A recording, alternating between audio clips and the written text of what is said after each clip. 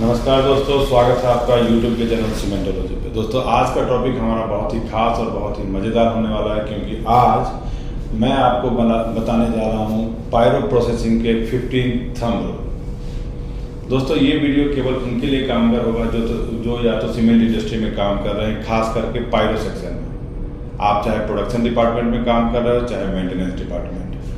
अगर आप इन 15 thumb rule को बाय हार्ट कर लेते हो, अगर इन 15 थंब रूल को आप अच्छे से समझ लेते हो और इन पे अगर आप अच्छे तरीके से काम करते हो, तो मैं गारंटी के साथ कह सकता हूँ कि आप अपने किलन को इफ़िशिएंटली चला सकते हैं। और इसमें मैक्सिमम थंब रूल ऐसे हैं जो कि आप अगर कहीं भी इंटरव्यू देते हो, अगर मान लीजिए अगर आप किसी का इंटरव्यू लेते हैं तो भी आपको ये चीज़ें काम में आएंगी।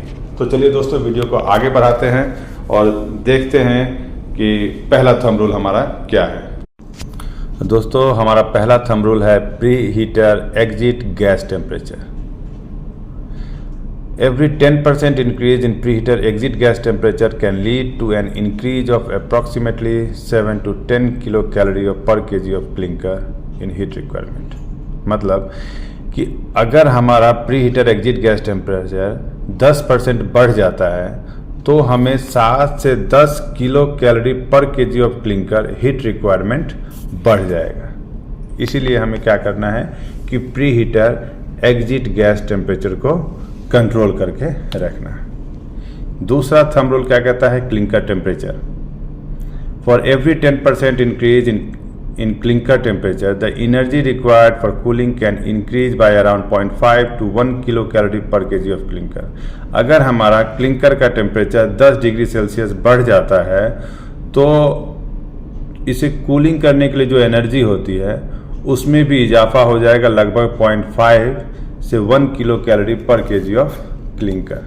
तो हमें इस तरह से करना है कि हमारा जो क्लिंकर का जो कूलिंग है उसको हम सही ढंग से रखें और उसके टेम्परेचर को इफिशिएंटली रखें, उसको बढ़ने ना दें। तीसरा थंब रूल कहता है oxygen in kiln exit gas temperature. A 1% increase in oxygen concentration in kiln exit gas can result in an increase in thermal energy of approximately 1 to 2 kilo calorie पर KG of clinker. अगर oxygen का concentration pre heater exit gas temperature में 1% से ज़्यादा बढ़ जाता है तो हमें जो हमारा थर्मल एनर्जी है वो अप्रॉक्सीमेटली 1 से 2 किलो कैलोरी पर केजी ऑफ क्लिंकर बढ़ जाएगा। हमारा चौथा रूल है secondary air reduction. Reducing the primary airflow by 1% can increase the flame temperature। हमारा पांचवा थंब रूल है flame temperature 5 to 10 degree Celsius. अगर improving the combustion 10 degree Celsius अगर जो हमारा प्राइमरी एयर फ्लो है तो हमारा जो 1% बढ़ जाता है वो लगभग 1 से 2%। जो हमारा बर्नर के साथ जो प्राइमरी एयर जाता है अगर वो 1% बढ़ जाता है तो जो हमारा फ्लेम टेम्परेचर रिएक्टिविटी वो भी 5 से 10 degree in about 1 to 2% increase in production efficiency. छठा रूल कहता है each 1% increase in moisture content in raw material can require an additional 5 to 10 kilo calorie पर KG of clinker for dryer. अगर हमारे raw material में moisture content 1% बढ़ जाता है तो सातवां उसको ड्राई करने के लिए हमें लगभग 5 से 10% in free line can lead पर KG of increase in energy consumption additional of about 2 to 4 kilo calorie पर केजी ऑफ क्लिंकर। अगर फ्री लाइन की परसेंटेज रॉ मटेरियल में 1% से ज़्यादा बढ़ जाती है तो हमारा जो एनर्जी कंजम्पशन होगा वो भी लगभग 2 से 4 किलो कैलोरी पर केजी ऑफ क्लिंकर बढ़ जाएगा। आठवां है C3S कंटेंट। C3S यानी कि tricalcium silicate. Higher C3S content in clinker can improve strength but requires an increase of approximately 3 to 5% in grinding energy to achieve the desired fineness.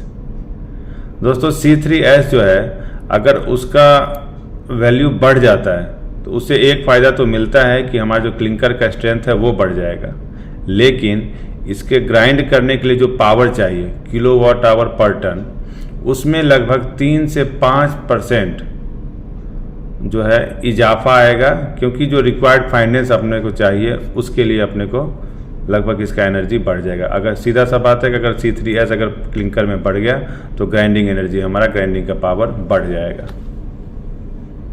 Rule number 9, Blaine increase. For every 100 centimeter square per gram increase in plane surface area, there may be an increase in grinding energy requirement of about 5 to 10 kilowatt hour per ton। दोस्तों अगर ब्लेन का surface area 100 centimetre square पर ग्राम से बढ़ता है तो भी हमारा सीमेंट का जो ग्राइंडिंग है एनर्जी वो लगभग 5 से 10 किलोवाट आवर पर टन ऑफ क्लिंकर ग्राइंडिंग बढ़ जाएगा। लाइम सैचुरेशन फैक्टर LSF भी एक बहुत ही इम्पोर्टेंट रोल प्ले करता है क्लिंकर के लिए। A decrease in LSF by 0.1 can increase clinker quality issue and may require additional energy for adjustment. अगर हमारा LSF का वैल्यू 0.1 से बढ़ जाता है तो हमें क्लिंकर क्वालिटी का इशू भी आ सकता है और इसमें हमको एडिशनल एनर्जी की रिक्वायरमेंट भी बढ़ जाएगी। Thumb rule number 11, silica modulus. For every 0.1 increase in silica modulus, there can be a corresponding increase of approximately 1 to 2 kilocalorie per kg of clinker in heat consumption। अगर silica modulus हमारा जो silica modulus का value है वो 0.1 से ज़्यादा हो जाता है तो हमारा जो क्लिंकर के लिए हीट रिक्वायरमेंट है वो भी लगभग 1 से 2 किलो कैलोरी पर केजी ऑफ क्लिंकर बढ़ जाएगा।